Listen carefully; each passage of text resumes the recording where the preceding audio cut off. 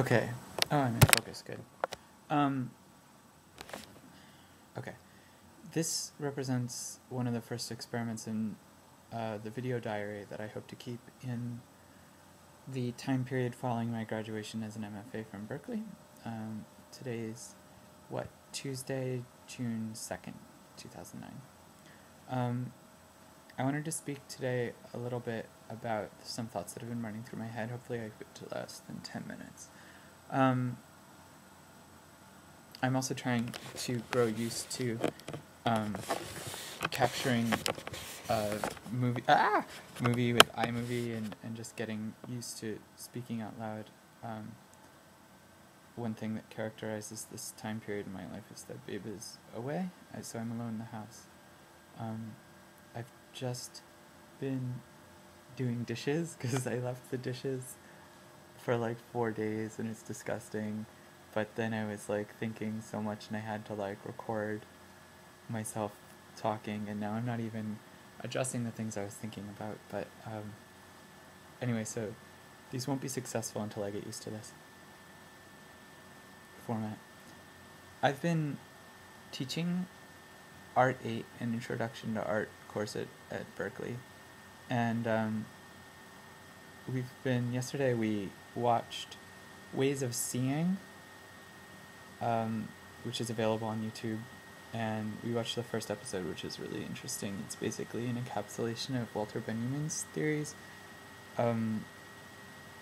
about the camera and art and mechanical reproduction. It's really interesting to encounter this really seminal work of like historical art theory that was so important to modernism at a point where I just graduated from school in like the 21st century, and kind of thinking about how my work relates to these ideas. I think what really struck me about Benjamin's kind of stance is just how much of a Marxist he was, and how he believed that art,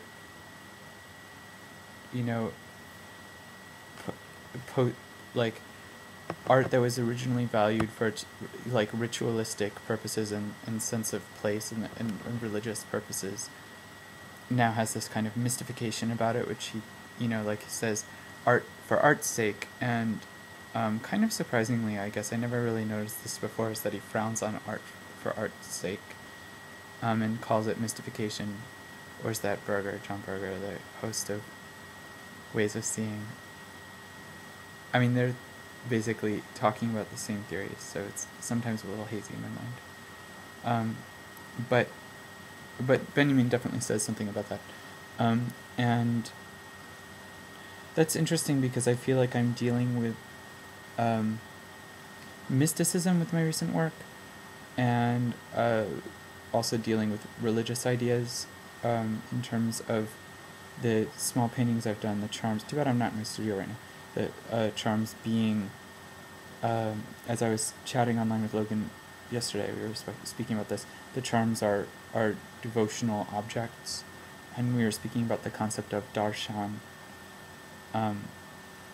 a Hindu kind of religious concept that I guess core of which, as I misunderstand it in my limited way, is that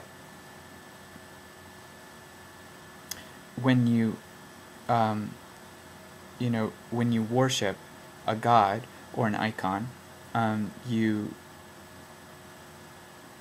give it power in this way, and it builds in its own kind of spiritual significance.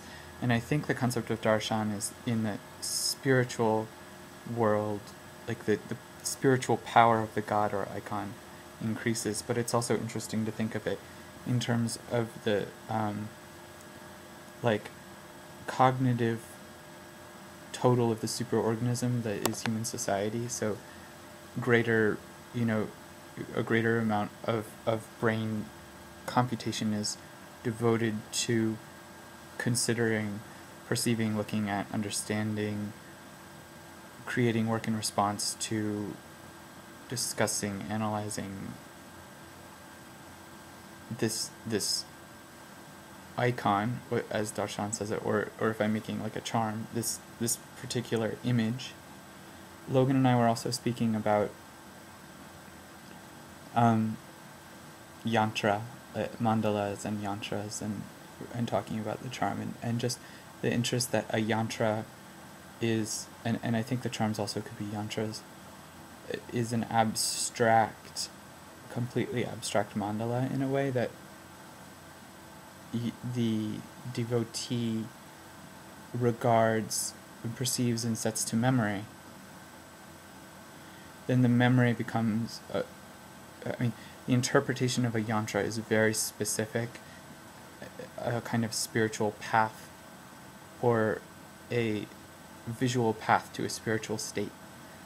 And that excites me very much, especially because in the show that I just had, the charms were being copied, and inside the structure, which is a kind of pseudo-religious space that I made with the lighting and the way it was set up, people are asked to memorize the charms the same way a yantra is memorized. But what Logan was pointing out is that the yantra, once it's memorized, the form of it, the image is memorized, then eventually the devotee reaches a state where they don't have to actually visualize the image. Instead, Logan said, see the God.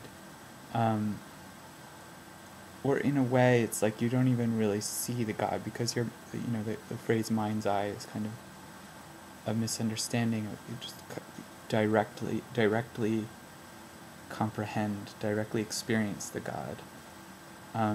And we were talking about yantra in terms of a computer program, right? Because the whole point of a computer program is that it can go from machine to machine, and it doesn't have its physical body is interchangeable or disposable. Once this computer breaks, this file, programs or files, can move to a new computer, and it will be the same. Of course, there'll be little changes. Oh, that's interesting. Well, so, I guess there's this whole idea of perfection that can never be. So Benjamin was speaking about socialism and Marxism.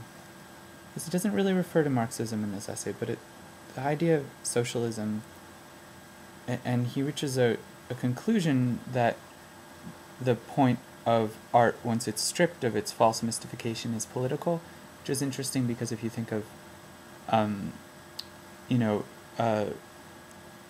kind of what's called social practice, which is a contemporary interpretation of various art practices, and Nicholas Borio, what's it called? Felix Gonzalez Torres kind of champion Borio. God damn it. Anyway, so the idea that art practice could be about social practice or political practice is really interesting to me. But what I think is interesting about this whole idea of Marxism is actually the utopian side of it, rather than the towing the line. The utopian side is this, and utopians in general interest me more than Marxists, are trying to devise systems of society that are more highly functional than the system that arises through capitalism,